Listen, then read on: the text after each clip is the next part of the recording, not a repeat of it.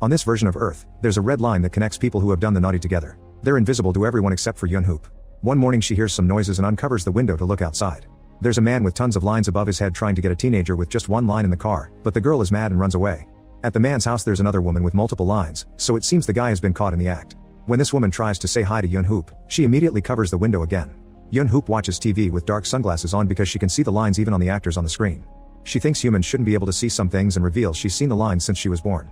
When she was a kid she didn't know what they were and added them to her drawings. It drove her mother so crazy that she ended up killing her father. As a teenager, Yun-hoop finally understood the meaning of the red lines and how dangerous that knowledge was. She tried to self-delete in many different ways, but her wounds always healed fast. Since then, she's been researching the lines to try to understand who made them and why they gave her the ability to see them. However, she keeps an introverted life inside an apartment with every window covered with cardboard. When a new neighbor rings the bell to bring a gift, Yun-hoop doesn't answer and waits until the woman is gone to grab the bag. Meanwhile, Detective Ji-wook starts a new workday at the police station.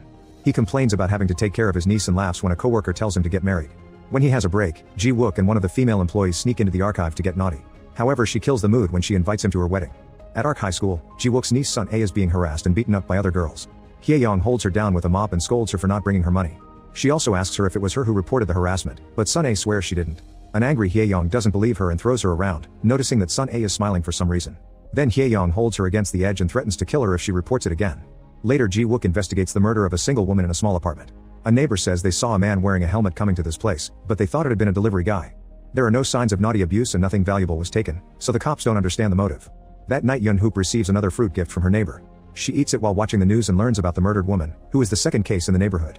In the background she sees a man with a helmet entering the building and is surprised to notice he only has one line, which is extremely rare in adults. Moments later Yun-hoop hears a bike outside and looks out the window to find the helmet man entering the neighboring building. Thinking he's the killer, Yun-hoop rushes to grab her phone and calls the cops. However, the neighbor receives him with open arms and a red line appears to connect them as they get naughty. The next day Sun A skips school, so her harassers break into her locker and find an embarrassing note. At home, Sun A asks Ji-wook for money, but she doesn't tell him what for. Ji-wook gets suspicious when he notices the bruises on her body but she refuses to explain. Then Ji-wook goes to the balcony to smoke and notices the apartment covered with cardboard across the street. At that moment he gets a call from his coworker to inform him that last night someone called to report a helmet man but the person hung up.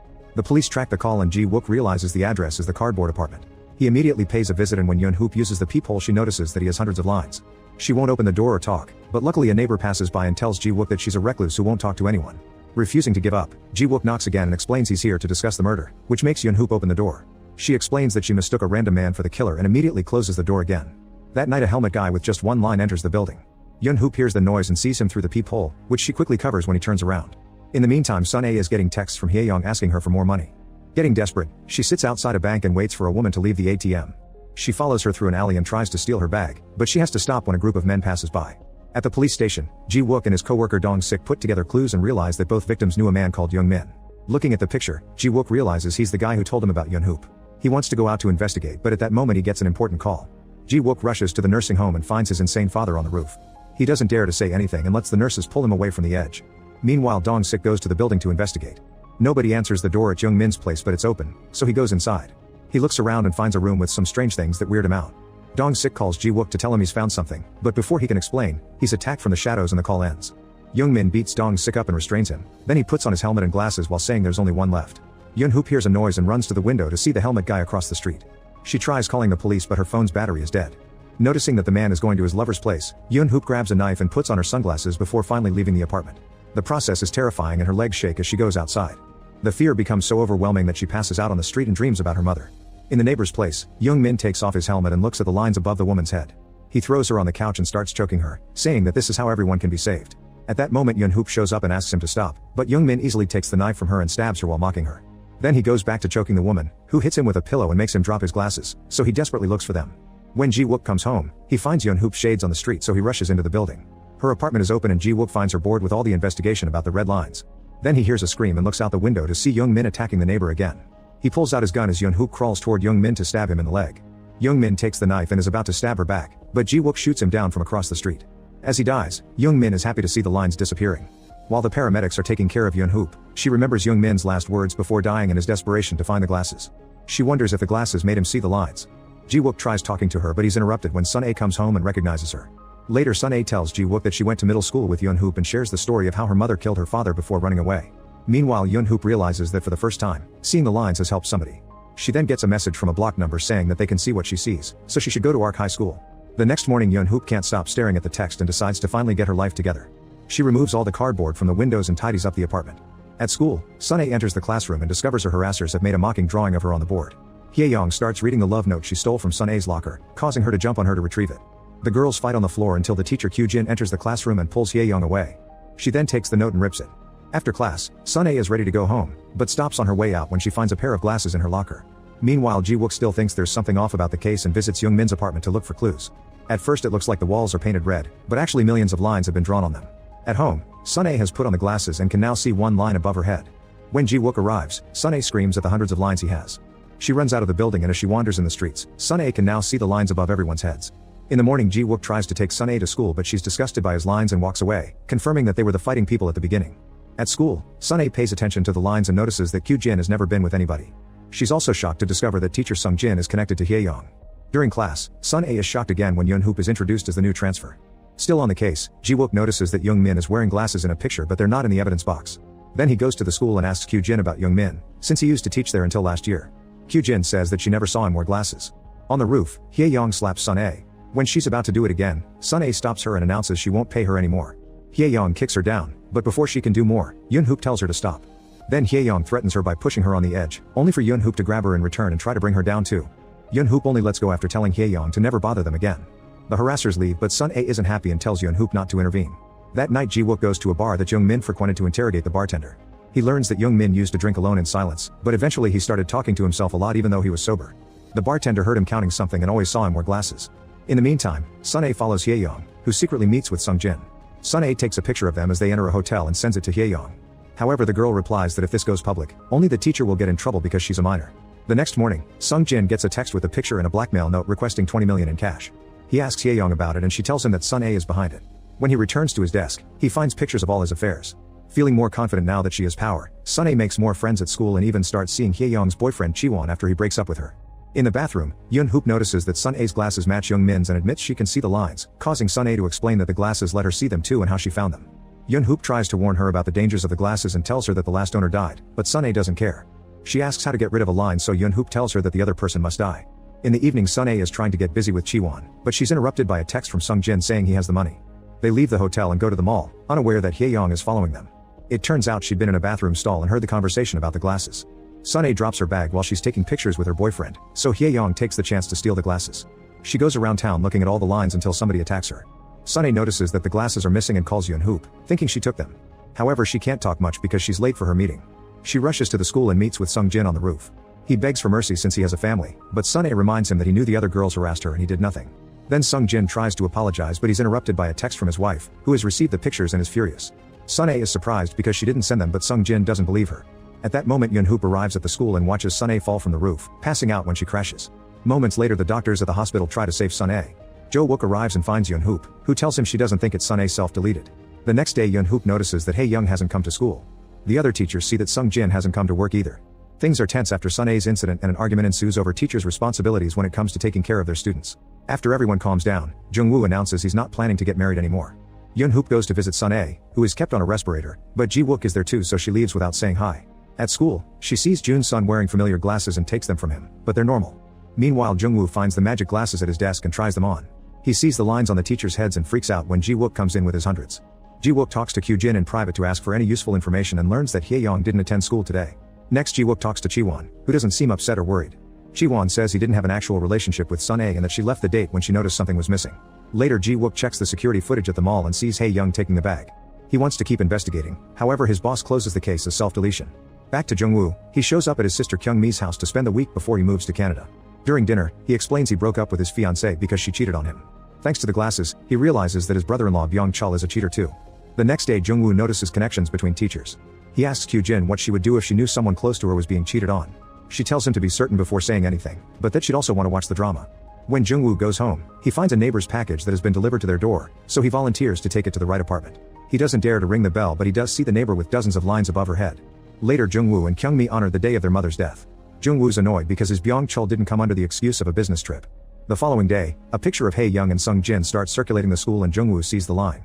In a parking lot, the police have found Sung-jin's body. A letter says he's self-deleted because his affair was exposed, but Ji-wook looks at the evidence and notices that the body was moved after death. Afterward, Ji-wook picks up Yun Hoop at school to try to get more information. Yun Hoop tells him to find the glasses and promises to explain everything if he does. In the afternoon, Jung-woo sees Byung-chul in the car, confirming that the trip was a lie. He follows him in a cab and finds him having dinner with a woman, who he's showering with gifts. Jung-woo calls him to make him leave the table, and while Byung-chul is distracted, Jung-woo walks by the table to look at the room key. Moments later at the hotel, Jung-woo pretends to be room service to make Byung-chul open the door. He pushes him against the wall to confront him about the affair, and Byung-chul agrees to end it, but he asks for some time to take care of things. The next day, Jung-woo gets his things ready to leave the country, but Byung-chul still hasn't called his wife, and that worries him. Jung-woo searches for the other woman on Instagram and discovers that she's pregnant. A furious Jung-woo takes a cab home while trying to call Kyung-mi, who won't pick up. Outside the apartment, he finds Kyung-mi crashing her car into the pregnant woman's vehicle. She comes out and asks her brother why he ruined everything. Then Byung-chul arrives and comforts the other woman first. Jung-woo punches him and almost gets in a fight, but Kyung-mi stops him and reveals the truth. It turns out the pregnant woman is Byung-chul's real wife, and Kyung-mi has been the secret affair all along. However, Byung-chul ended things with Kyung-mi after Jung-woo scolded him, which is why she reacted like this. Meanwhile, Ji-wook searches Sun A's room and finds a notebook. Nearby, Yun Hoop sees that a hotel is looking for employees and takes a picture of the ad. After she's gone, someone rips the ad off. When Yun Hoop gets home, Ji-wook shows her the red lines drawn on the notebook, so she finally tells him everything. The next morning, the glasses are being worn by school secretary Mi-sung, who is always being yelled at by her superiors and whose dream is to be an actress. During the weekend, she likes dressing up with a wig. At the local hotel, Yun Hoop is working as a receptionist. Her new friends from school come to visit her right before Mi-sung arrives to rent a room. Even with the wig, the teens recognize her. Alone in the room, Mi-sung practices her acting by pretending to be a femme fatale. Later, when she leaves, Yun Hoop notices that Mi-sung is one line. At that station, Ji-wook and Dong-sik are still investigating the case behind their boss's back. Ji-wook also checks Yun Hoop's file and learns that her mother killed her father because he'd been having an affair, which she learned about from the red lines on Yun Hoop's drawings. Later at the hospital, Ji-wook asks Yun Hoop if Sun A has any red lines, so Yun Hoop explains she has one, but it isn't connected to anyone from school. That night, Yun Hoop watches the news and learns about a killer who was arrested by the police. The guy appears to be wearing the special glasses. The next day, Jun-sun invites her to hang out. They sneak into the swimming pool and Yun Hoop jumps in with her clothes on. Jun-sun follows her and they both laugh. Feeling comfortable around him, Yun Hoop decides to tell him about the lines she sees. He believes her because she has no reason to lie. The next time Mi-sung goes to the hotel, does her act while talking about finding the glass and how she followed the lines to discover that her crush has a lover, who has many lines unlike the man who only has one line with her. She's made a hole in the wall, and every time the couple meets in the hotel, Mi-sung spies on them. Tired of that woman manipulating her crush, Mi-sung pays to extend her stay in the hotel and makes a plan. The next day the woman comes again and Mi-sung knocks her out with a fire extinguisher. Then she ties her up and steals her clothes. She puts them on to meet with her crush, who immediately recognizes her from work. Mi-sung gets close as she repeats her lines, but the man isn't interested and tries to leave. She throws a stapler at his back and he suddenly collapses. Mi-sung puts the body on the bed and kisses him while revealing that she put a sedative in his water. At that moment his head starts bleeding and Mi-sung realizes he's dying, so she climbs on top of him and pretends they're doing the naughty to fulfill her fantasy. He dies and his line disappears while Mi-sung reaches her peak. Afterward she sits in the tub with the stapler. Staples end up all over her legs, arms, and even her face. In the hallway, Yun Hoop sees the restrained woman leaving the room and rushes inside to find the man's body. Soon the police arrive and Ji-wook finds Mi-sung dead in the tub, but the glasses are gone. Once the team has taken all the evidence, Ji-wook drains the tub and finally finds the glasses. When he puts them on, he sees all the lines above his head. At the police station, Ji-wook finds out about the affairs among employees. When Ji-na walks by, he's distressed by how many lines she has. Afterward, Ji-wook brings Chi-won to the hospital and confirms that Sun A's line isn't connected to him. He asks about her previous boyfriends and Chi-won explains he's never seen her with anyone, but she talked a lot about a guy she hated. That night, Yun Hoop gets a text from an unknown number inviting her to a party for her birthday. The next morning at school, Yun Hoop notices that Ji-na is unusually shy and has a bunch of lines. At the station, Dong-sik asks Ji-wook for help with an assault case. It turns out that Ji-na came the day before to report a guy named Hanyu who took advantage of her. She said this was her first time having a naughty experience, but while watching the video of the report, Ji-wook sees other lines. Dong-sik and Ji-wook go to the school to investigate, and once again Ji-wook is upset by seeing so many teens with lines. When they bump into Kyujin, he's surprised to see she has no lines at all. They go looking for Hanyu and Ji-wook sees one line above his head. Hanyu confirms that he went drinking with Ji-na but says he never touched her and he isn't interested in her like that at all. When Ji-wook leaves the school, Yun Hoop sees him wearing the glasses. She wants to take them from him but he refuses because they may help him solve crimes. Their argument is interrupted by Kyujin, who causes Yun Hoop to walk off. Ji-wook tries asking her out but she's confused so he retracts it. While he leaves, Kyujin smiles because she can see all his lines. Afterward, the detectives visit an entertainment company where both Ji-na and Hanyu used to work. A boss explains he cut Ji-na loose for not working hard enough and that she's the ringleader in getting other kids to drink. Later, the detectives call both teens to the station to ask extra questions. Ji-wook leaves the door open and notices that Hanyu and Ji-na's lines aren't connected. That night, Ji-wook gives Yun Hoop the picture of her mother that he found in her case file. He also explains how the glasses have helped an innocent man from going to jail. Yun Hoop surprises him by telling him that Ji-na didn't have any lines until last week. The detectives rush to Hanyu's apartment and notice he keeps everything extra clean. Hanyu answers a few questions before kicking them out. Then Ji-wook drags Dong-sik to the building's trash bins, saying that Hanyu's mismatched sheets were suspicious. As predicted, they find a bag with bloody sheets and send them to the forensic team. Meanwhile, Yun Hoop breaks into the hotel while wondering why the glasses keep appearing at her school and workplace. At that moment Jun-sun appears, explaining he saw her on the street and followed her in. They share a sweet moment and end up kissing while Yoon-hoop looks at the mirror, which shows neither of them has lines. The next day Hanyu is dragged out of class and taken to the police station, where the detectives ask him why Ji-na's blood was on the sheets. Hanyu says it must have been her monthlies. Then the cops check the security cameras near Hanyu's building and see a group of friends walk by. When they come back, all of them have an extra line. At school, Yoon-hoop sees the same 4 guys and notices that they all have a line connecting them to Ji-na. She tries to call Ji-wook but he's already there confirming the same thing. The 4 boys are taken to the station and Ji-wook waits for the one with only one line to start crying. He pretends he'll take him home and gets him in the car, only to take him to Hanyu's place instead. The boy tries running away, but the detectives easily catch him again. This causes him to finally break and confess everything. Hanyu sedated Ji-na and brought the 4 guys to his apartment so they would take advantage of her while he watched. After this confession, the other 3 teens also confess and always blame Hanyu for forcing them to do it. Ji-wook now has a legal reason to search Hanyu's apartment and finds the sedative, but Hanyu says he still can't prove he did it. That night Ji-wook gets a call from the nursing home and he rushes there to discover that a mysterious woman has kidnapped his father. Looking at the camera footage, Ji-wook realizes it's Kyujin. At that moment he gets an anonymous text with a picture of Sun-ae, so he drives very fast to the hospital. Sun-ae is fine, however her line is bending. At that moment his father enters the room and Ji-wook is devastated to discover that Sun-ae's line connects to him. He immediately pulls the man back and gets ready to beat him up, but he can't bring himself to do it and has a breakdown. Meanwhile barista Junhoi is shocked to receive a video of her intimate moments. When she goes to her college class, everyone keeps staring at her. A text from a friend confirms that many people have received that video. Junhoi goes home to cry while her lover threatens her for supposedly spreading the recording. Later after work, she walks outside, intending to self-delete. However Kyujin stops her and gives her the glasses. At the bus stop Yoon-hoop waits for Jun-sun, who wishes her happy birthday in advance. Yoon-hoop asks him for a favor and they go to a hotel. They have their first time together and now a red line connects them. After they're done, Jun-sun goes to the nearest bakery to get a birthday cake. While waiting for him Yoon-hoop hears some screaming and watches her line disappear. She follows a crowd and is devastated to discover Jun-sun, who has been killed by metal rods that fell from a construction site. After touching his blood, Yoon-hoop thinks this confirms she's cursed and everyone too close to her will die. Yoon-hoop runs to cry in private and receives a video of her best friend Kyung-jin tied to a chair with a text inviting her to the room of boundaries. Then she calls Ji-wook to ask for his help. When he arrives, he shares what happened with Sun-ae and his father. In return, Yoon-hoop tells him she receives a birthday card every year but she doesn't know who sends them.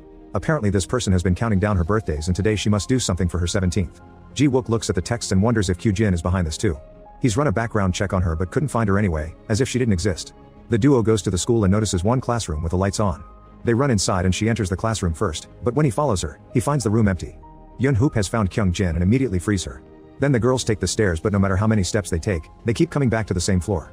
They hear Ji-wook looking for them on the roof and head there too. However the girls reach the actual roof while Ji-wook has entered a strange room. There are a bunch of people there including Junhoi, who says she's very lucky to have met Kyujin. A flashback reveals that Kyujin gave her the glasses while teaching her that to get rid of her lines, she must kill her lovers. Junhoi put on the glasses and spent the night killing the men she was naughty with. She only has one line left and the man is now in the room too. When Junhoi chops his head off, millions of red lines appear behind her. They're all connected to Kyujin, who makes them disappear before uncovering a table to reveal Ji-wook's father. He runs to untie him, only for Kyujin to hand him a knife while asking him to save Sun-ae.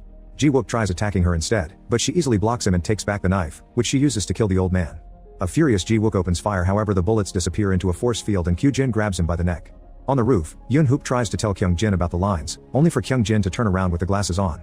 She says that Kyujin explained to her that the red lines are visible without the glasses if she dies. Suddenly Kyung-jin jumps on Yoon-hoop and tries to choke her, so Yoon-hoop takes her glasses off and steps on them to break them.